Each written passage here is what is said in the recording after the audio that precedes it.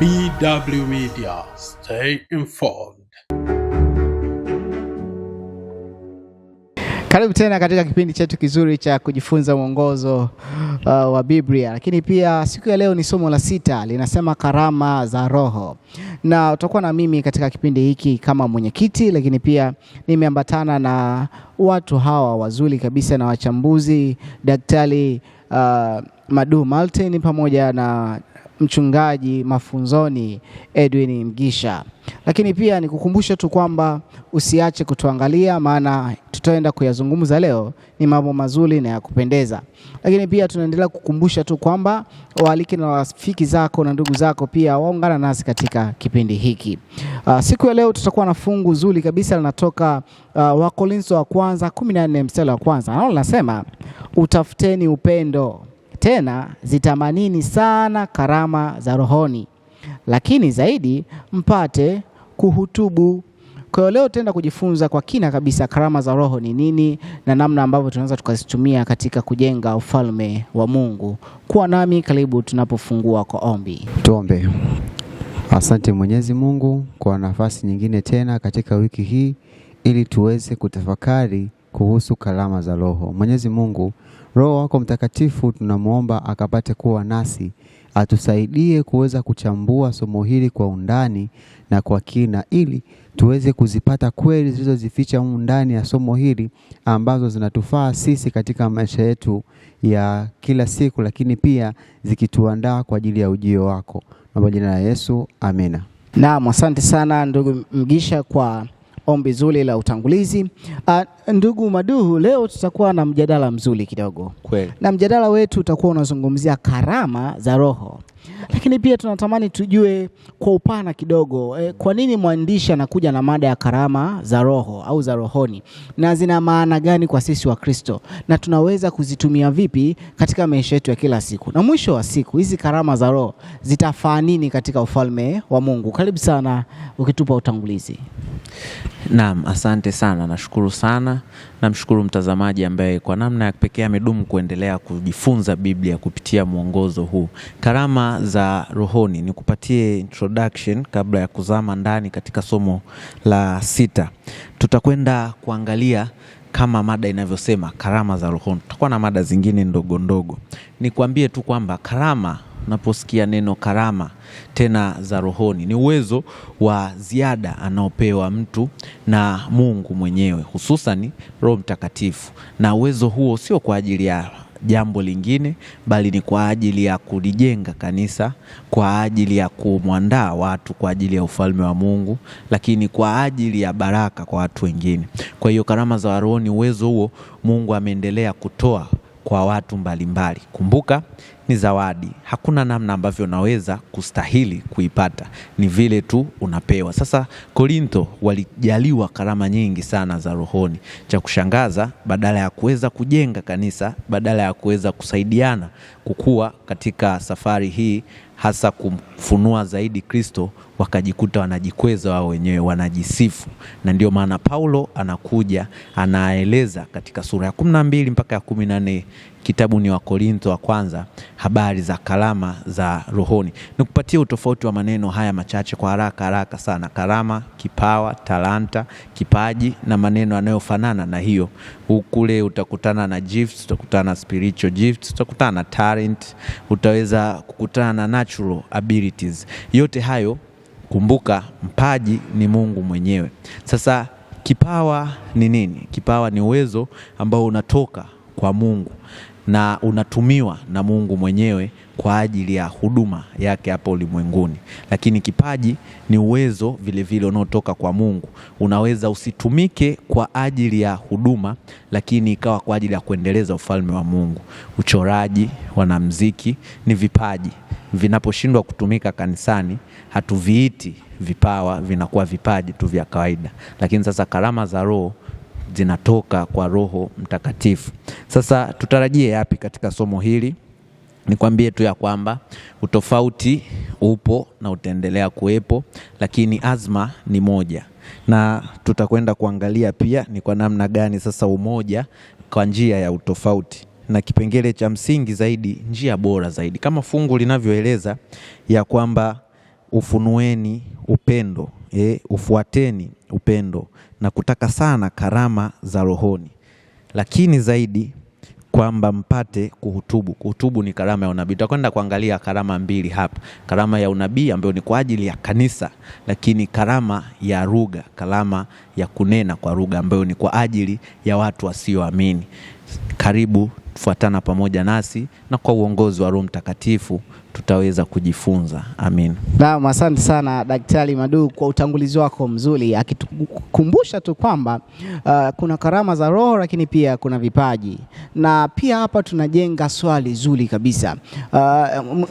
Mwinjilisti Migisha, tutofautishie sasa kipaji na karama. Kipaji ni kwa ajili ya nini na karama kwa ajili ya nini? Alafu utaunganisha, je, karama mbalimbali zinatoka kwa roho ngapi? Kuna roho nyingi au roho ni moja? Asante. Kwa namna rahisi sana tunasema kwamba karama ni ule uwezo ambao Mungu amekupatia kwa lengo la huduma. Pale ambapo Mungu amekupatia uwezo wa tofauti kabisa na watu wengine, na amekupatia uwezo wa kufanya kitu kwa ufanisi. Kama ambavyo tunaona kwamba amezungumza kwa namna tatu neno karama. Namna ya kwanza ni lile neno ambalo kwa Kiyunani anasema ni karisma, maana yake ni zawadi ama ni neema, ambapo anaonyesha ni kwamba kitu ambacho unapewa haukuwa unastahili, lakini umepewa kama zawadi, watu wengine hawana. Lakini pia anazungumzia kwa namna ya pili kwamba ni diakonia, maana yake ni utumishi ama huduma. Yaani lengo lake ni kwamba umepewa hicho kitu cha tofauti na watu wengine kwa lengo la kuwahudumia hawa watu wengine. Na tunapozungumzia huduma, hatuzungumzii yale manufaa ya moja kwa moja kwako wewe, lakini wale watu wengine ambao unawafanyia hicho kitu, wao wananufaika nini? Ndipo utaona kwamba tunapata neno la Kiingereza ambalo linatoa neno la Kiswahili ambalo ni shemasi. Maana deacon ambao kwa Kiswahili tunasema ni shemasi. Maana yake shemasi ni kama mhudumu ambaye kazi anayoifanya ni kwa manufaa ya watu wengine, lakini sio sana kwa manufaa yake mwenyewe, ni kama mtumishi. Lakini mwisho anasema ni enegema. Maana yake ni kwamba ni uwezo wa kufanya kazi kwa ufanisi, kwa ambapo unapofanya kazi kwa ufanisi ni kwa manufaa ya watu wengine. Kwa hiyo ndio maana rahisi ya neno karama. Lakini pia kipaji ni zawadi ambayo Mungu amekupatia kama karisma tunaposema, lakini hii ina manufaa zaidi kwako kwanza. Ni sawa na kusema kwamba Mungu ametupa uwezo tofauti wa kufanya kazi, ambapo ule uwezo tunapoutumia vizuri unatuingizia sisi kipato. Kwa mfano, mimi kwa taaluma ni muuguzi na mkunga. Mungu amenipa uwezo wa kufanya ile kazi kwa ufanisi. Kwa hiyo kile ni kipaji. Ninapokitumia kwa lengo la kujiingizia kipato, kwangu ni kipaji. Lakini pale ambapo nitatumia uwezo kwa lengo la kuwahudumia watu wengine, hasa katika kanisa, ndipo inakuwa karama. Okay, kwa hiyo utofauti wa kipaji na karama inajengwa na mapato pia. Ndio. Kuna pato kwa ajili ya kujinufaisha wewe. Ndio. Na pato kwa ajili ya kujenga ufalme wa Mungu. Ndio. Sasa nani anatoa hizi karama? Sasa turudi kwenye swala la ni nani ambaye anatoa hizi karama. Hoja ambayo Paulo anatusisitiza ni kwamba anayetoa hizi karama ni Mungu mwenyewe, ambapo anakwenda ndani kabisa na kuzungumza ya kwamba anayetupa ni Roho Mtakatifu. Utakumbuka kwamba Yesu anapoondoka alituambia ya kwamba atatuachia msaidizi. Huyu msaidizi atatusaidia nini? Ni kwamba atatusaidia kwanza tuwe na umoja sisi ambao tupo kanisani, alafu tukisha kuwa na umoja tukawafikia wale wengine. Sasa kwa hiyo huyu Roho sasa katika kutusaidia sisi kuwa na umoja na kuwafikia watu wengine, ndipo anatupatia karama za Roho. Nitumie mfano huu kwamba ipo kazi mbele yetu ambayo hiyo kazi inabidi labda tujenge kanisa. Na ili tuweze kujenga kanisa tunapewa msimamizi ambaye sasa ni mkandarasi. Sasa ili ili tuweze kufikia lengo la kujenga kanisa, huyu mkandarasi ambaye ni msimamizi anatupatia majukumu tofauti na uwezo tofauti ili tushirikiane kuweza kujenga ili kanisa. Sasa sizungumzii kwa habari ya ujenzi wa kanisa ambalo ni la kushikika, nazungumzia kanisa la kiroho, kwamba Roho Mtakatifu anatupa hizi karama tofauti tofauti ili tuweze kujenga umoja ndani yetu. Kwanza kwamba kama Roho, Mwana na Baba walivyo roho tofauti lakini wanafanya kazi moja, lakini pili tuweze kuwafikia wengine. Kwa hiyo ndipo tunaona kwamba karama ambayo anahitaji ikiwa ya kwanza, ambaye anahitaji ikiwa ni kuu kabisa, ni kwamba hii karama ya kwanza ni karama ya kuweza kumshuhudia Yesu kwa watu wengine kwa ujasiri, na anasema kwamba hii ndiyo karama ya kwanza. Na ukisoma katika kitabu cha Wakorinto wa kwanza 10 aya ya 2 na ya 3 anasema kwamba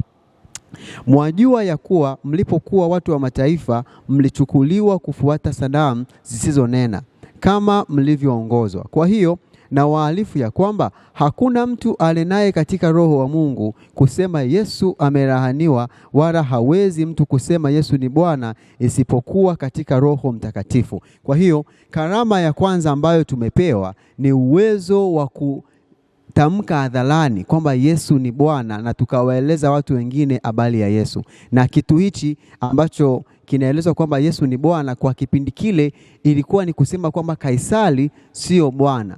Kwa hiyo ukisema Kaisari sio Bwana, maana yake unakufuru ufalme wa Rumi. Adhabu yake ilikuwa ni kifo. Ni sawa na kusema ya kwamba uwezo wa kusimama kumtetea Yesu hata wakati ambapo unatishiwa kifo ni karama ya kwanza ambayo tumepewa. Simama, mtetee Yesu katikati ya nyakati zote, tangaza ya kwamba Yesu ni Bwana. Naam, asante sana ndugu Migisha kwa ufafanuzi huo. Nitamani kujua kidogo kwa Madu daktari, karama hizo ni zipi sasa? Maana tumeshajua kwamba mpaji wa karama ni Roho Mtakatifu ambaye ameruhusiwa na Mungu. Kwetu Roho Mtakatifu kama mkandarasi ambaye anatupa sisi uwezo wa kujenga ile hekalu la Mungu. Sasa hizo karama ni zipi ambazo watu wazijue? Alafu wakishazijua tujue, je, kwenye huo utofauti wa karama tunaweza tukawa wamoja? Naam, asante. Tunazungumzia karama. Karama hizo ni zipi basi? Yako mafungu takriban vitabu 4 tofauti katika Biblia ambayo inaeleza karama hizo. Na yako mengine zaidi. Naomba tu nikutajie. Katika Wakorintho wa kwanza sura ile ya 12 fungu la 6 pale utaendelea pale mpaka la 8 unakutana na karama zinatajwa hapo. Vile vile kitabu cha Waefeso sura ya 4 aya 11 na kuendelea hapo 12 inataja karama hizo. Pia katika kitabu kile cha Petro wa kwanza sura ya 4:11 naye anaeleza habari hizo. Na Rumi, kitabu cha Warumi ile sura ni ya 12 fungu la 4 kushuka hapo mpaka chini 6-8 unakutana karama hizo. Kwa kifupi nitakuelezea tu ni zipi kwa kuzitaja. Zipo zaidi ya karama 17 kama sio 20. Karama ya walimu, karama ya unabii, karama ya ushuhudiaji, karama ya umishonari, karama ya uinjilisti, karama ya ukarimu, karama ya kuhudumiana, karama ya kusaidia, karama mbalimbali. Utazisoma hapo utakutana na karama hizo. Sasa karama mbalimbali lakini kwa umoja kwa njia ya utofauti. Naomba niseme sentensi hii, ni sawa kuwa sawa lakini sio sawa kuwa sawa sawa. Sijui hapo ni sawa. Nirudie, ni sawa kuwa sawa lakini si sawa kuwa sawa sawa. Sijui hapo itakuwa imekaa sawa kwako. Yaani ninachomaanisha ni kwamba ni vizuri kabisa kutofautiana na ni jambo la kujivunia, na kutaka kuwa sawa sawa na mtu mwingine sio sawa. Maana kila Mungu wakati anaumba aliweka kila mmoja kwa upande wake kitu cha kipekee. Kwa hiyo unapotaka wewe kuwa sawa na mtu fulani ni kuonyesha kwamba Mungu alikosea wakati wewe anakufanya kuwa hivyo. Kwa hiyo utofauti wetu wa karama, kila mmoja na karama yake. Na nikwambie kitu cha kipekee ni kwamba kila mtu yuko na karama. Kila mtu, hata wewe hapo una karama yako. Kuna nukuu naipenda katika Christ Objective Lesson sura ya talents anayozungumzia talanta. Mwandishi kalamu ya mama isiyochoka, anasema kwamba to every person has been committed a peculiar gift or a talent in which to be used to advance the Redeemer's kingdom. Kwa kila mtu iko zawadi ya kipekee ambayo amepewa ili aweze kuitumia kuendeleza ufalme wa Mungu. Kila mtu, hakuna mtu ambaye aliumbwa hivi hivi bure bure. Uko na kitu ambacho umepewa cha kipekee. Sasa niondoe mkanganyiko ambao unaweza kuonekana kwamba kwa kila mtu, iweje sasa wengine wanazitumia katika habari zisizofaa, na kwa nini ionekane wa upande wa pili wana mvuto zaidi kuliko vipawa na vipaji ambavyo tunapewa watu wa Mungu? Ni kwamba karama zote ni vipaji, lakini sio kila kipaji ni karama. Tarudia, karama zote ni vipaji, lakini sio kila kipaji ni karama. Namshukuru mchungaji alielezea vizuri kwamba inapokuja swala la karama inakuwa huduma. Kwa hiyo kwa nini na kwa vile? Ni kwa sababu kuna namna, nitakueleza pale mbele ni kwa namna gani tunaweza kuikuza karama, tunaweza kuitumia karama. Ni kuache na habari hii kwa karama tofauti lakini kitu cha kipekee. Katika fungu fulani hapa katika Wakorintho wa kwanza, neno la Mungu linatuambia habari ya kupendeza sana. Yule anarudia mara kwa mara. Tutaisoma Wakorintho wa kwanza hiyo sura ya 12 aya ya 4 mpaka ya 6. Mwisho, tambua rafiki yangu kwamba katika utofauti wetu, wakati istiali ya neno mwili limeweza kutumika, hebu usitake kulingana kuwa sawa na mtu mwingine. Na ndio kusema kwamba usione wivu juu ya kalama ya mtu mwingine, lakini usitake kujivunia kile ambacho Mungu amekupa. Amekupa tu. Kwani ulifanya nini ukajua kuimba? Hujafanya. Kwani ulifanya nini ukajua kuhubiri? Amekupa tu. Kwa hiyo hauna sababu yoyote. Muda ambapo utachukua kujivuna, utajikuta kwamba unaanguka. Na mimi naendelea kuburudika na kumshangilia Yesu kwa ajili ya namna ambavyo tunaendelea kupewa ya madini mazuri kabisa kutoka katika kitabu hiki cha mwongozo wa kujifunza Biblia. Kuna swala hapa dogo na ni nzuri kulijua. Kwa nini tunalinganisha kati ya mwili wa mwanadamu na karama za Roho? Kuna ulingano gani hapa? Natamani Pastor utueleze kidogo. Miongoni mwa mfano ambao ulipatia kabisa katika kutumiwa ili kuelezea karama za Roho ni mwili. Na aliko andiko moja ambao napenda sana kulisoma, tutasoma katika kitabu cha Warumi 12 na aya ya 4. Inasema kwamba kwa kuwa kama vile katika mwili mmoja tuna viungo vingi, wala viungo vyote havitendi kazi moja, vivyo hivyo na sisi tulio wengi tu mwili mmoja katika Kristo, na viungo kila mmoja kwa mwenzake. Basi kwa kuwa tuna karama zilizo mbalimbali kwa kadri ya neema mliopewa, ikiwa unabii, tutoe unabii kwa kadri ya imani. Ikiwa huduma, tuwemo katika huduma yetu. Mwenye kufundisha katika kufundisha kwake. Anaendelea pale ambapo tuendelea kusoma. Lakini hoja ni kwamba mwili wa binadamu una viungo vingi. Na katika hivyo viungo vingi, hivyo viungo vyote havifanyi kazi moja. Lakini pia kuna jambo la pili ambalo natamani sana ulielewe, kwamba kwenye mwili wa binadamu kuna viungo vinaonekana kama kwamba vinafanya kazi kubwa, na kuna ambavyo vinaonekana kana kwamba vinafanya kazi ndogo. Lakini hiyo ni nadharia tu ya mawazo. Kiwe kiungo kidogo, kiwe kikubwa, kina kazi yake. Na jambo la ajabu ni kwamba hiyo kazi ikikosekana, mwili lazima utahisi upungufu. Kwa hiyo haijalishi ni kazi ndogo kiasi gani. Kwa mfano, moyo tunasema kwamba ni pampu ambayo inatupa uhai, si ndivyo? Kwamba ukikosekana moyo, mwili hautafanya kazi kabisa. Lakini mguu unakusaidia kutembea. Unaweza ukakosa mguu ukaendelea kuishi, lakini hautatembea. Ndio. Umegundua hilo? Unaweza ukasema basi macho ni kiungo kadogo, lakini hauwezi ukaona kwa kutumia pua wala mdomo, unahitaji macho.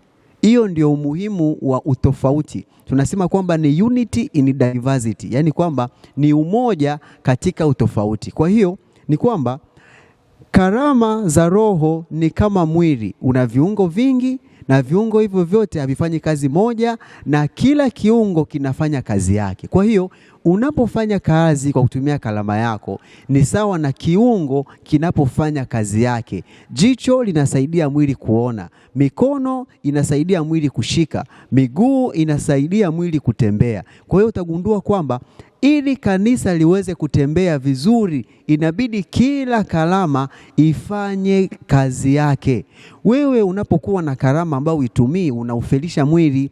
Ni sawa na kuwa na mwili ambao una mguu uliopooza.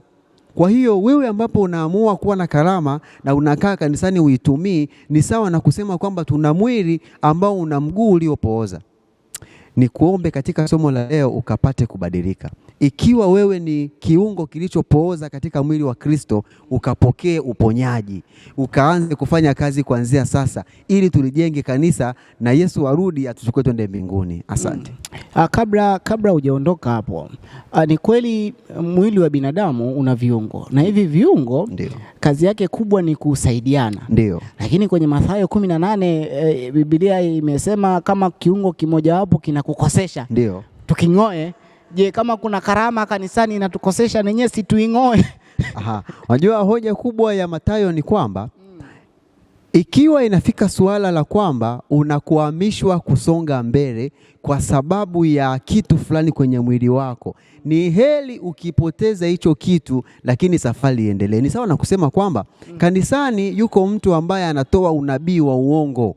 Hatuwezi kusema kwamba huyu mtu tumvumilie tu aendelee kutangaza kwamba Yesu anarudi 2027 wakati maandiko hayasemi hivyo. Huyu mtu itabidi tumsaidie. Kwa hiyo mimi nasema kwamba lengo anachokisema kuking'oa katika Mathayo, mimi napenda kuweka sawa kwamba huyu mtu tunamtamani naye aende mbinguni licha ya kuwa amepotea. Kwa hiyo tunamsaidia tuende naye, lakini katika njia ya kumsaidia lazima kwanza tumtoe, tukamsaidie. Akisaidika tunamrudisha, lakini asiposaidika tutamwambia bana kwa heri ya kuonana, lakini tunatamani naye aende mbinguni. Asante. Asante sana, asante sana. Ndipo sasa inakuja hoja ya upendo. Haleluya. Ndio. Kwamba kuna kiungo kwenye mwili kinasumbua, kinatukosesha, kinatakiwa king'olewe sasa hiki. Je, Dr. Madu, hiki kiungo tuking'oe au tukitumie karama ipi sasa? Tumtafute nani mwenye karama ipi kukiweka sawa?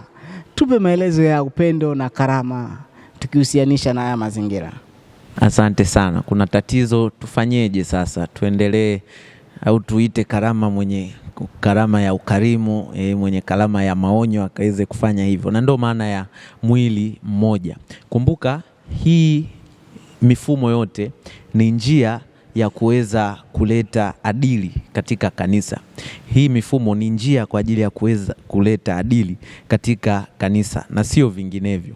Kwa hiyo ili iweze kufanya kazi ni lazima uadilifu uweze kurejelewa. Kwa hiyo hata kama ataondolewa, ndio tunakuja kwa njia ya upendo, ndio tunamsaidia, tunamrekebisha, lakini upi hasa msukumo uliopo nyuma?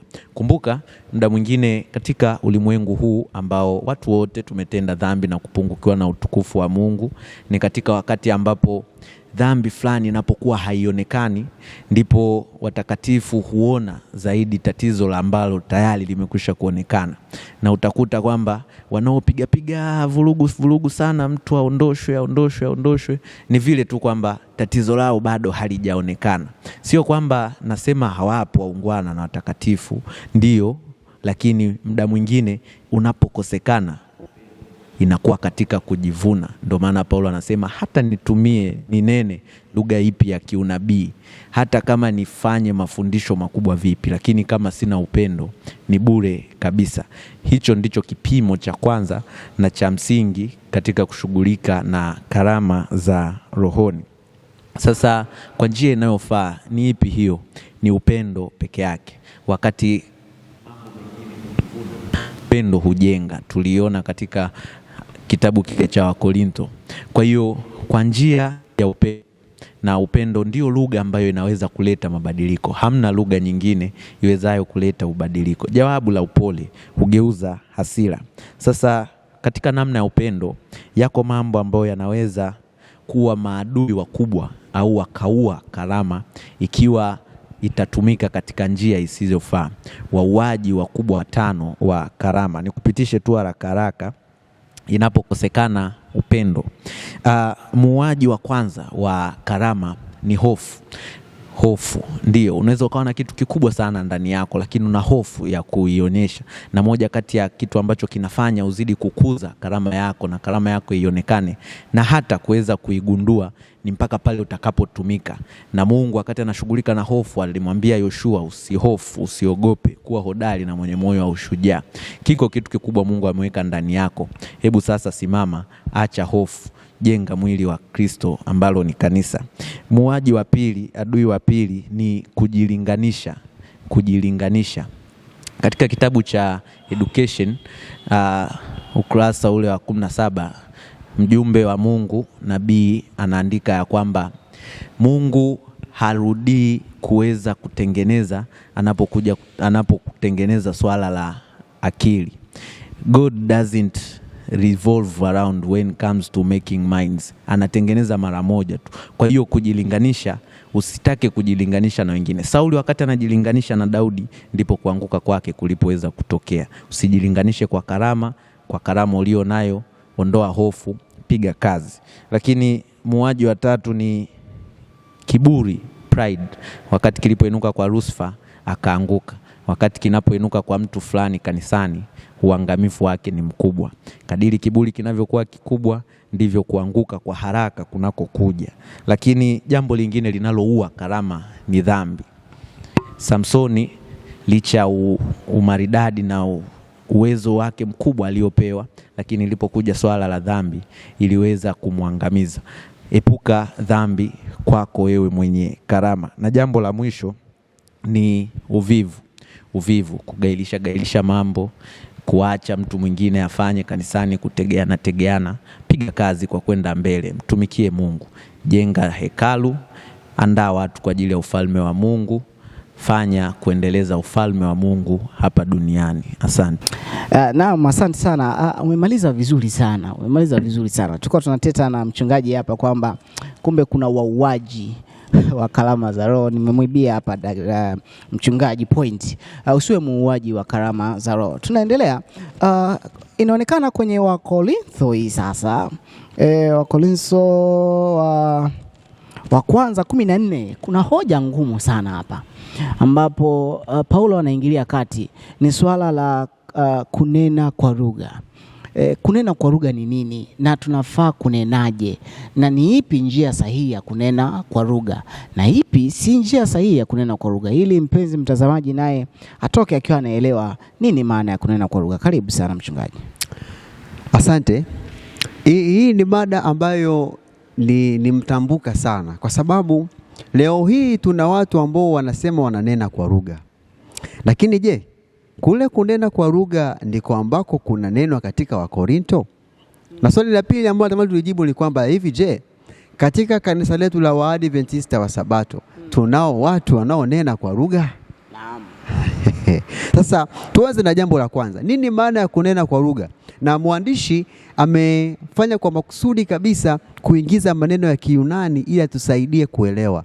Kitu cha kwanza ameanza na neno ambalo tunalitafsiri kama urimi. Anasema ni glosa, ulimi, ambapo ukisikia neno urimi unahusishwa moja kwa moja na kutamka. Kwa sababu katika wale watu wa kale walikuwa wanahusianisha matendo pamoja na viungo vya binadamu. Utagundua kwa mfano hasira ilikuwa inahusianishwa na pua ndefu.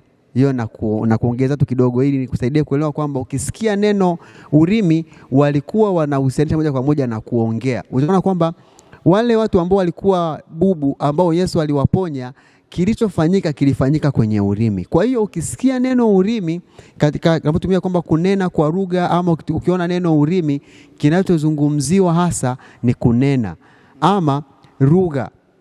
Lakini kuna kitu ambacho tunasema kwamba ni kunena sasa kwa lugha ngeni, ambapo hichi sasa ndipo anasema kwamba ni heterogloss ama heteroglossai. Tuanze na neno kwamba kunena kwa lugha ngeni ama lugha nyingine nyingi. Maana lugha kwa Kiswahili sisi hatuna wingi wala umoja. Tukisema lugha ni moja, lakini hapo zungumzia kunena kwa lugha maana yake ni uwezo wa kuzungumza kwa lugha tofauti na ambayo inazungumzwa mahala pale ama unayoifahamu. Lakini msisitizo wa Paulo haipo kwa habari ya kunena kwa lugha nyingine, lakini ipo hasa kwa mnenaji wa hizo lugha, ambapo tukizungumzia mnenaji ndipo tunazungumzia ile heteroglossos, mnenaji. Huyu mnenaji wa hizi lugha, cha kwanza ni hivi, anazungumza lugha kwa ajili ya nini?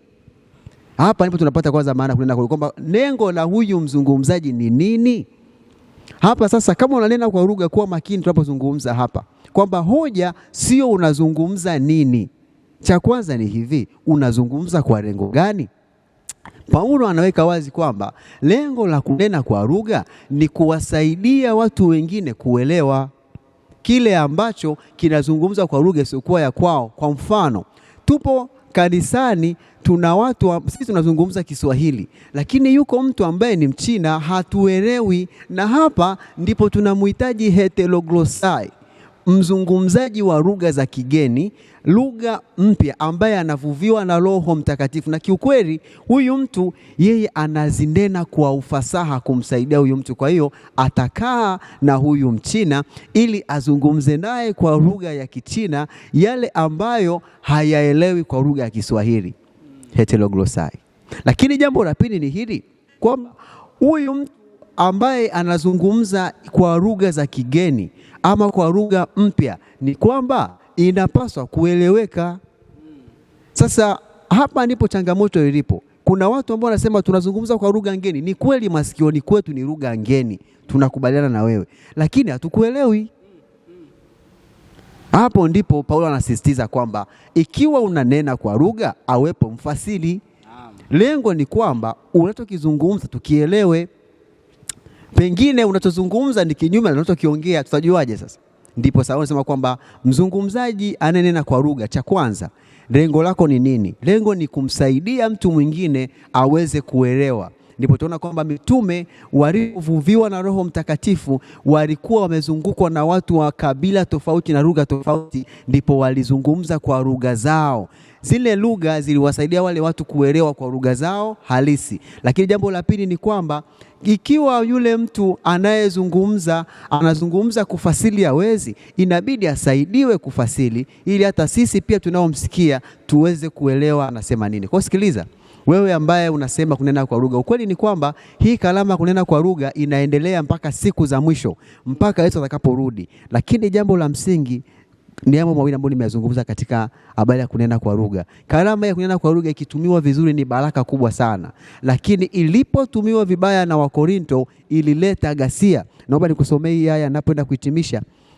Wakorinto wa kwanza 14:9 nasema kwamba vivyo hivyo ninyi msipotoa kwa ulimi neno lililo dhahiri, neno lile linenwalo litajulikanaje? Maana mtakuwa mkinena hewani tu. Ogopa kuwa mnenaji wa lugha ambaye unanena hewani tu, hauwasaidii wanaokuzunguka. Kuanzia leo utakaposikia somo hili, ikiwa ulikuwa unanena kwa lugha na haueleweki kwa wanaozungumza nao, ongoka kwa jina la Yesu. Kalama ya kunena kwa lugha ni kwa lengo la kusaidia kanisa liweze kuelewa, ili hata wale ambao hawasikii kwa lugha inayozungumzwa wapate kumjua Kristo. Barikiwa unapofanya hivyo. Naam kabisa, nikakumbuka darasani zamani mwalimu akiuliza lugha ni nini. Na wewe nahisi unakumbuka, tukasema lugha ni sauti za nasibu zilizokubaliwa na nini, na jamii, zitumike kama nini, njia ya mawasiliano. Sasa unapotuletea nasibu zako ulizotunga alafu hatuzielewi, hiyo bado sio lugha, hayo ni makelele. Haleluya. Sasa ili utoke kwenye makelele, hakikisha ukisema barabara tunajua ni barabara. Vitu vinaeleweka. Nami ni upo pamoja mimi. Lakini daktari, kwenye issue hii ya lugha hii, kama kuna kitu Roho ananiambia unacho, hebu malizia hapa kidogo ili mtazamaji aondoke na maana kidogo hapa. Naam, asante sana. Bahati mbaya katika ulimwengu wa leo, kipimo cha kuonekana kuwa una roho eti huwa ni kunena kwa lugha. Yaani tumefikia wakati ambapo kwa muumini na muamini katika Kristo na uwezo wa Mungu, eti usiponena kwa lugha inaonekana wewe hauna Roho Mtakatifu. Na yapenda maneno ya Wakorintho wa kwanza sura ile ya 14, naomba nisome kuanzia ile aya ya 3.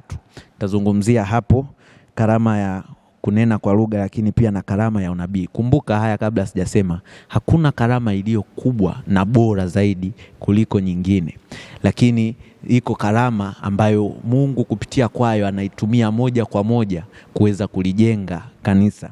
Neno linasema Wakorintho wa kwanza 14 fungu la 3, bali yeye ahutubuye, hapo ni yeye atoaye unabii, asema na watu maneno ya kuwajenga.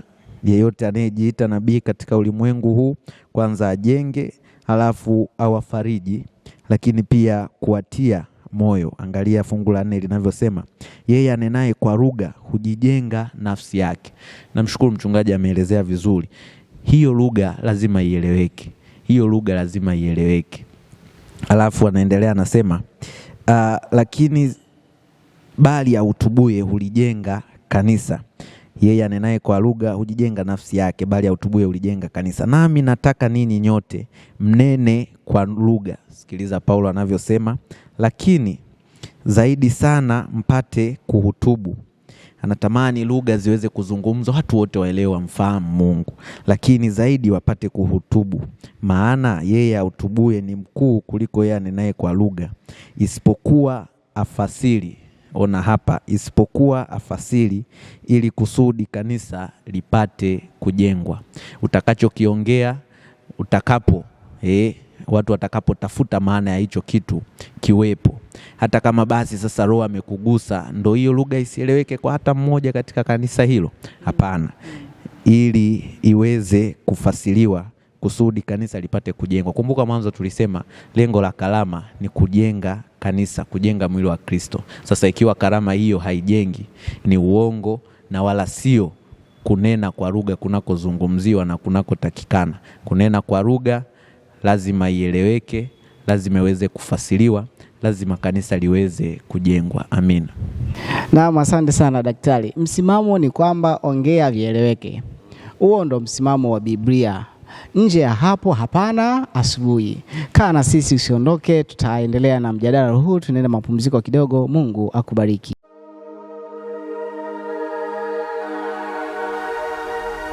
BW Media, stay informed. Naam, asante sana. Karibu tena katika kipindi chetu cha kujifunza Biblia. Lakini pia tunaendelea na mada ambayo ina kichwa cha habari kuhusu karama za Roho. Usiondoke hapo, tusikilize mpaka mwisho. Kuna hoja hapa ya mwisho ambayo tunataka kumaliza nayo. Hoja hii inahusu unabii. Karama ya unabii. Kumbuka vitu vinavyotutatanisha sana hapa ni karama ya kunena kwa lugha, lakini pia karama ya nini? Ya unabii. Kati yetu kuna watu ni manabii. Analala usiku anaota vitu fulani hivi, anakuja anatusimulia, anatutisha, muda mwingine anatufariji. Tupate maana, nini maana ya unabii. Lakini pia tuone Paulo alikuwa anataka kuwafundisha nini wa Korintho, na sisi tunajifunza nini kutoka kwake. Kaa na sisi, karibu sana. Hapa ndipo mwandishi amepaweka makusudi mwishoni kwa lengo maalum. Hajapaweka mwishoni kwa kukosa maana, ila anamaanisha kwamba panahitaji mjadala wa utulivu zaidi. Ndio kwa nini amepaweka kwa katika siku ya Alhamisi. Kwa hiyo tunapojadili hii mada, ni mada ambayo inasumbua sana katika ulimwengu wa leo. Kama hapo ametangulia kusema kiongozi wetu kwamba kila mtu sasa anaweza akaamua tu kuwa nabii. Sasa anaweza akaamua tu usiku akapata tu ndoto, akaamka asubuhi akasema mimi pia ni nabii. Lakini nini maana ya nabii? Na ukiangalia maana halisi ya nabii ambayo kwa Kiunani mwandishi ametusaidia kutuandikia pale kwamba ni propheteo, inatuambia ya kwamba nabii kwanza ni mtu anayesema jambo kabla. Maana inatokana na kitenzi ambacho kitenzi kinatuambia ya kwamba kutoa unabii ni kuzungumza jambo kabla halijatokea. Hii ndiyo maana ambayo imezunguka sana katika jamii yetu. Tukisema mtu ni nabii, maana yake ni mtu ambaye anaweza akakwambia kitu kabla hakijatokea. Lakini iko maana ya pili ambayo sasa haizungumzi sana, lakini ndio ya muhimu, kwamba Huyu mtu nabii ni nani? Nabii ni mtu anayezungumza jambo kwa niaba ya mtu mwingine.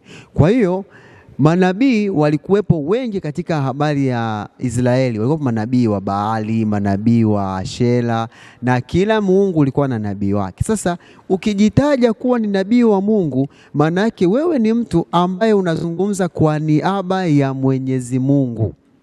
Unaweza kuona uzito wa neno nabii. Maana yake nabii ni mtu anayekuja kuzungumza pale ambapo Mungu alipaswa kuzungumza. Sasa kutokana na mchanganyiko mkubwa sana ambao tumekuwa nao, imekuwa ni ngumu kutambua hivi yupi ni nabii wa kweli, yupi ni nabii asiye wa kweli, kwa sababu Mungu anapomuita nabii kweli amekuwa akimuita mtu mmoja mmoja. Hata ukiangalia namna Mama White alivyoitwa, ili jambo linaanza kwanza na mtu mmoja baada ya mwingine. Kwa hiyo kama Mungu anamuita mtu binafsi, personally, maana yake ni kwamba ninyi kujua kwamba ameitwa, mnahitaji kuchunguza kazi anayoifanya na maisha yake. Ndio kazi ambayo tumepewa sisi, ili tuweze kujua kwamba huyu mtu ni nabii wa kweli. Tumepewa vipimo ambavyo tunasema ni timazi ya kuweza kuangalia, je, huyu aliyeko mbele yetu ni nabii wa kweli au tumechezewa mchezo wa keusi kekundu. Ngoja nikupe hizo sifa 4 ambazo kwa kila anayejiita nabii anapaswa kupimwa kwazo. Ya kwanza anasema kwamba nabii anapaswa kuwa anatoa unabii wa mambo yanayotimia. Ni sawa na kusema kwamba anayoyatabiri ni lazima yatukie. Mwaka jana mwezi wa 12 tulikuwa tuna mtu maarufu sana anaitwa Ebonoa, ambaye alitabiri kwamba mvua itanyesha sana kisiku ya Krismasi. Akawa ametengeneza na mitumbwi ambaye anaita safina pale nchi ya Ghana, lakini ikafika siku yenyewe mvua haikunyesha. Na anasema kwamba mvua haikunyesha kwa sababu Mungu aliongeza muda wa rehema ili aendelee kujengeza mitumbwi mingine. Kwa hiyo huenda hata mwaka huu akarudi. Kwa hiyo sifa ya kwanza ya nabii, anayoyasema yanatimia. Nakumbuka miaka kadhaa imepita, kuna nabii mmoja alikuwa anapiga kelele sana juu ya Dar es Salaam kwamba Mungu anasema kwamba watu wahame Dar es Salaam kwa sababu itakuja kupata janga kubwa sana, lakini Dar es Salaam ipo mpaka leo. Kwa hiyo sasa unapokuwa nabii na unasema Mungu amekupa ujumbe, kipimo cha kwanza timazi ni je, unayoyasema yanatimia? Kama hayatimii, hayatoki kwa Mungu, maana Mungu ni mjuzi wa kila kitu. Jambo la pili ni kwamba ujumbe unapatana na ujumbe wa manabii waliotangulia. Ujumbe anaouleta nabii unapaswa kupimwa kwa Biblia na kuona, je, anayoyasema yanapatana? Maana roho za manabii huwatii manabii. Sasa unapokuja na unabii ambao kwenye Biblia ni kinyume, wewe ni direct kwamba upo nje kabisa ya unabii kutoka kwa Mwenyezi Mungu. Wako manabii ambao wanakuja wanawaambia watu ya kwamba wale nyasi wakamuone Mungu. Wengine wanasema kwamba funga mpaka ufe ndipo kamuone Mungu. Lakini tukirudi katika Biblia, je, Biblia inasema hivyo? Hapana. Ukiona hivyo, kimbia kwa usalama wako, kwa sababu hakuna nabii wa Mungu hapo. Kuwa makini sana, maana yanayosemwa yapime katika Biblia. Ukiona hayaendani na Biblia, achana nayo kwa ajili ya usalama wa nafsi yako. Jambo la tatu ni kwamba maisha ya kila siku yanaonesha kujitoa kwa Kristo. Nabii wa kweli maisha yake yanaungana moja kwa moja na Kristo. Nenda kasome kwa habari ya manabii wa Biblia. Nenda kamsome nabii Elia, kamsome nabii Elisha, soma nabii Yeremia. Utaona kwamba hawa maisha yao yote ulikuwa ukiwatizama, unaona kabisa kwamba wamejitoa kwa ajili ya kazi ya Mungu. Njoo kaone manabii wa leo. Manabii wana maisha mazuri kuliko washiriki wao. Lakini hicho kitu hakipo kwenye Biblia. Nenda kamwangalia Yesu. Yesu yeye ambaye alikuwa sasa ni Mungu katika mwili wa binadamu, alikuwa anahesabika miongoni mwa watu wa kiwango cha chini katika jamii yao. Sio kwamba umasikini ndio roho wa Mungu, hapana, lakini inaonyesha kwamba umejitoa kwa ajili ya watu wengine. Sio wewe, watu wamejitoa kwa ajili yako. unabii ni pale ambapo wewe unajitoa kwa ajili ya watu wengine. Uko tayari kupoteza hadi maisha yako kwa ajili yao. Sio watu wengine wapoteze maisha yao, wapoteze fedha zao kwa ajili yako. Unapomwona mtu ambaye yeye amewekeza katika kuwafanya watu wengine watoe kwa ajili yake, hiyo inakwambia, ni ishara ya kwamba kwake hapana asubuhi. Kimbia kwa ajili ya usalama wako. Na pointi yangu ya mwisho ni kwamba matunda ya kazi zao. Je, kazi wanazozifanya matunda yake yanamtukuza Mungu? Maana ni kwamba mtawatambua kwa matunda yao. Kama ni nabii mwema, tutavuna matunda ya kazi yake. Tutaona watu wakivutwa zaidi kwenda kwa Yesu. Nenda kaangalie, wako manabii wangapi ambao mwisho wa kazi zao imekuja kuonekana ni nafuu, hata angetumika mganga lakini sio nabii wa Mungu. Nenda kaangalie, ni watu wangapi ambao walikufa kwa njaa kwa habari ya nabii aliyesema kwamba watu wafunge.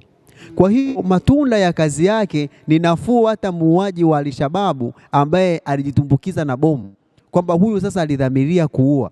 Lakini mtu anatumia neno la Mungu, afu mwisho wa siku matunda yanakuja kwa mabaya. Lakini ujumbe kwako wewe ambaye unasema kwamba ni nabii, ziko timazi 4 ambazo Mungu ametupa kwa ajili ya kupima unabii wako. Ya mwisho na ya muhimu ni kwamba matunda ya kazi yako. Ikiwa matunda ya kazi yako hayaoneshi njia ya kwenda kwa Mungu ili katika Biblia, haupo mahala sahihi. Toka kamfuate Yesu Kristo, maana unabii upo kwa lengo la kuwatia watu shime na kuwapa moyo kuendelea kuipiga hii vita vyema tufike mbinguni. Lakini ni sawa na kusema kwamba unabii upo mpaka leo. Cha msingi, pima unabii katika timazi hizi 4. Ukiona zafaa, endelea nao. Ukiona hazifai, weka chini. Na wewe pia ambaye unafuata manabii, pima nabii wako. Ukiona anafuata hizi kanuni, nenda kwake, ni salama. Lakini ukiona hazifuati, kimbia kwa ajili ya usalama wako. Asante. Naam, asante sana mchungaji, umetoa kitu kizuri sana. Na hapa nikakumbuka kitu kimoja. Kumbe lazima tutofautishe kati ya nabii alafu na wale wenye pepo la utambuzi. Uliposema nabii alipwi, nikagundua mtu anasema njoni kuombea hapa, uje na sadaka yako ya kuombewa nikupe unabii. Hilo ni pepo la ufumbuzi. Yaani huyo ni sawa sana yule mwanamke wa Endori. Au kama yule binti yule wa Paulo, au tasema binti wa Filipi, ambapo alikuwa akifanya utambuzi ili mabwana zake wapate hela. Kwa kama unapeleka hela ili upewe unabii, hilo ni pepo la utambuzi. Hebu tupe kidogo Daktari Madu. Sasa Wasabato tuna nabii pia ambaye tunamwamini, anaitwa Mama Ellen G. White. Huyu ni nani? Yeye ni nabii au na yeye ni kama huyu mwenye pepo la utambuzi? Tunatamani kujua kulingana na vipimo 4 ambavyo tumevisoma, anakizi vipimo au anapelea? Kama anapelea, basi tujue tuna mwanamke mwingine, maana wanawake wanatajwa sana hapa kuwa na haya mapepo ya utambuzi. Lakini kama anakizi vipimo, tumwambukize na ndugu mtazamaji. Hebu tusikilize kuhusu Ellen G. White. Naam, asante sana mwenyekiti. Namshukuru pia Pastor Mugisha hapa, ameelezea bayana vizuri kabisa. Nakushukuru na endelea kufuatilia. Sasa Ellen G. White, je, kuna manabii hata leo ambao wanaweza kujitokeza? Ndiyo kabisa, amelisema vema Pastor, lakini vipimo vifanyike hivyo. Kwa nini Ellen G. White ni nabii aliyethibitika kwa vipimo vyote 4? Naomba nikwambie, ni wazi na ni bayana na ni kweli kabisa kwamba baada ya kuona kazi ya nabii ni kufariji, ni kuonya, ni kujenga kanisa, wakati ambapo kuna mkanganyiko mkubwa juu ya ujio wa Yesu mara ya pili, Mungu alijiinulia nabii wake, na si mwingine ni Ellen G. White. Ndiye akaja akaeleza baada ya ile great disappointment, akaja akaleta faraja, akaleta tumaini katika unabii wake. Na ndiye mama huyu ambaye vitabu vyake vimeweza kutumika kama mashauri mbalimbali juu ya watu wa Mungu wasibaki nyuma. Kipimo cha kwanza alichokisema ilikuwa ni kwa habari ya neno la Mungu. Ni kweli kabisa, nabii Ellen G. White kwa habari ya neno la Mungu msingi wake, maandishi yake, unabii wake, vyote alikuwa anaelekeza katika neno la Mungu. Hakuweza kujielekezea yeye mwenyewe, aliweza kuelekezea katika neno la Mungu. Na ndio maana yeye ni nuru ndogo tu inayofunua nuru kubwa ambayo ni Biblia. Kwa hiyo ni kweli kabisa kipimo cha neno la Mungu, Ellen G. White amethibitika kwa hilo. Lakini kipimo cha ujumbe wa kweli usio wa uongo, nabii za Ellen G. White zimeweza kuthibitika na zimeweza kutimia na sio uongo pia. Lakini habari ya matunda ya maisha yao, maisha ya Ellen G. White, watu wake wa karibu wanathibitisha hilo. Alikuwa ni mwongofu, alikuwa ni mwaminifu, mwadilifu, mama jasiri, asiye na matunda ya roho, tunda lile la roho, yale yote, upendo, uvumilivu, utu wema, viliweza kuonekana kwake. Na jambo la kipekee sana ni kuongezea hii kwamba alimkiri Kristo kama Bwana na akaja katika mwili. Manabii wakati mwingine wanamuondoa Kristo, wanajielekezea wao wenyewe, lakini nabii lazima amfunue Kristo, na maandishi yote ya Ellen yamemfunua Kristo. Kwa hiyo wewe mwenye shaka, mwenye maswali juu ya unabii wa Ellen G. White, kwa vipimo hivyo, baada ya kuthibitika kwa tafiti mbalimbali za kiroho, za kijamii, za kisayansi, Ellen G. White ni nabii wa kweli kabisa wa Mungu. Sasa katika kitabu cha Wakorintho 14 kuna kautata kidogo, sura ile ya Wakorintho wa kwanza 14, kuna kautata kidogo anapozungumzia habari za wanawake wengine kwa mwamba wao tu, mbuji wao, kijinsia tu, eti wanamtoa maana mtu. Kweli kabisa, jinsia tu namtoa mama kuwa nabii. Nikueleze tu maneno yafuatayo. Mungu amekuwa akitumia watu mbalimbali katika huduma. Katika Biblia sio Ellen G. White wa kwanza peke yake, bali kuna mifano mbalimbali. Kuna Debora pale anaonekana nabii wa Mungu huyo. Naomba nikutafutie rejea kabisa hapa. Kuna Miriam nabii, hiyo Kutoka 15 fungu la 20. Kuna Debora nabii na alikuwa mwamuzi wa Israeli, Waamuzi 4 na 5 pale. Kuna Hulda naye pia alikuwa nabii, Wafalme wa Pili 22 fungu la 14. Lakini kuna watumishi wengine mbalimbali, Foebe, Priscilla pamoja na mume wake walitumika. Mwisho nimalizie kwa kusema maneno haya ya kwamba karama ya unabii ipo kwa ajili ya kujenga chombo pekee ambacho Mungu alikianzisha kwa ajili ya watakatifu wake kwenda mbinguni, na chombo hicho sio kingine, ni kanisa. Hivyo unabii ndiyo karama ambayo ina maana kubwa sana katika maisha ya mwanadamu, kwani inaendesha, inaongoza, inatoa dira ya kile Mungu anachokitaka juu ya chombo hiki, juu ya safina hii ya hapa duniani, ili kuweza kwenda mbinguni. Na nimalizie kwa sura hiyo ya Wakorintho 14 aya zile za mwisho. Anasema kwamba katika fungu la 39, kwa ajili ya hayo ndugu, Wakorintho wa kwanza 14:39, kwa ajili ya hayo ndugu, takeni sana kuhutubu, hiyo ni unabii, wala msizuie kunena kwa lugha. Hatupo kinyume na kunena kwa lugha. Adventista Sabato hatupo kinyume na kunena kwa lugha. Na lakini anasema kwamba lakini mambo yote na yatendeke kwa uzuri na kwa utaratibu, kwa uzuri na kwa utaratibu. Ikiwa umefuatilia Ellen White, ameyatenda kwa uzuri na kwa utaratibu. Ili kanisa liweze kwenda mbele, lazima tuyafanye kwa uzuri na kwa utaratibu. Sio kwa kupayuka payuka, sio kwa mhemko, sio wa pepo uliyemsema hapo wa utambuzi, bali kwa utaratibu, kwani Mungu wetu ni wa utaratibu. Amen. Naam, asante sana. Nimefurahi ambapo daktari akituelezea kuhusu Debora, Hulda pamoja na Miriam, hii tukionyesha kwamba wanawake pia katika Biblia wamehusika sana katika utume huu mkubwa wa kujenga falme wa Mungu. Lakini pia na sasa tunaye huyu mama yetu Ellen G. White akitukumbusha tu kwamba Yesu atarudi tena. Hatarudi kwa njia ya kumsubiri tarehe wala wakati, ila kuna dalili zote ambazo zimeonyeshwa katika Ufunuo ndizo zitazoonekana pia, akizikazia kwamba tubadilishe mwenendo wetu, tuwe na mwenendo ambao unamwelekea Mungu. Lakini juu yote, kumbuka anasema tuzipime hizi roho. Unapoletwa ujumbe wowote wa nabii yoyote, kama anatabiri kuhusu maisha yako ya utajiri, namna ambavyo utakuwa tajiri duniani, hatukatai, lakini angalia sana usije kuwa unaingia katika mtego wa shetani. Maana shetani ndiye aliyemchukua Yesu akamwambia, angalia miliki yote hii nitakupa kama ukinisujudia. Na wewe inawezekana unaitwa ili umsujudie muovu. Kwa angalia sana huu nabii. Lakini wakati tunaenda kumaliza, tuwasikilize wachambuzi wana nini cha kutuachana nacho. Karibu sana. Anatamani tufanye kazi yake, tuimalize, arudi. Lakini hiyo kazi haitaweza kukamilika kwa ufanisi ikiwa wewe ambaye umepewa karama umekaa nayo pasipo kuitumia. Hakuna mtu katika kanisa la Waadventista wa Sabato ambaye kazi yake ni kuja kanisani, kukaa, kusikia mahubiri na nyimbo, kula chakula na kuondoka. Huyo mtu hayupo.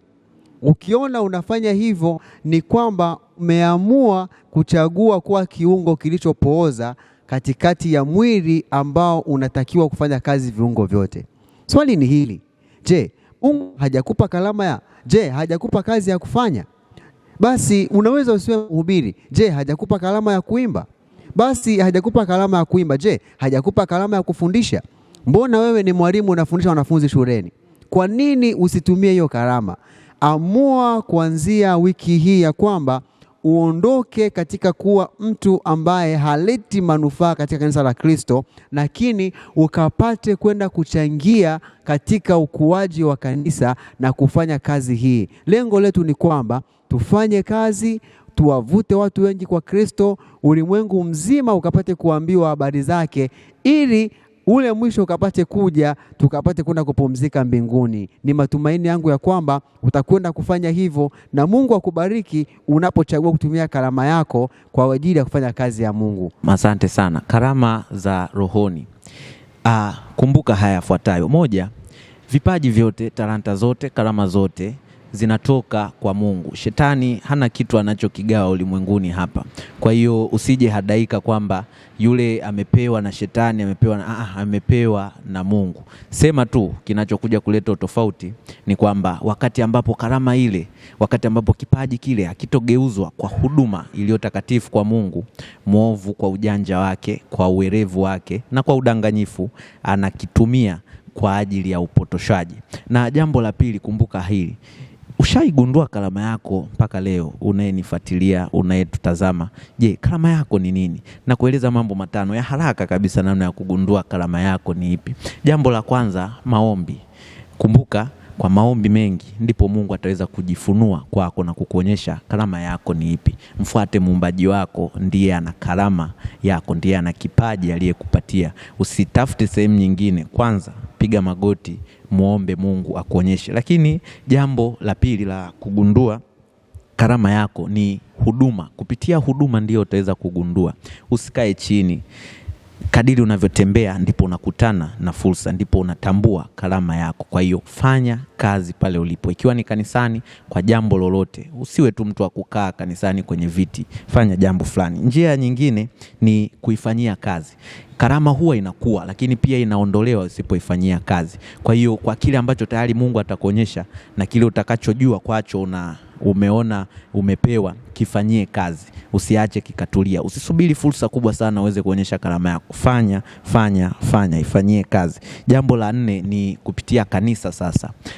Watu wakati mwingine wanakuona unavyofanya, wanaweza kukusema, lakini wewe kitu fulani unakifanya kwa uzuri. Unaimba, unahubiri vizuri, unafundisha vizuri. Wasikilize watu, wanaona, na watu waje baada ya Mungu kuwa ameweza kukufunulia. Na jambo la mwisho ni kupitia Roho Mtakatifu sasa atakavyoweza kukuwezesha.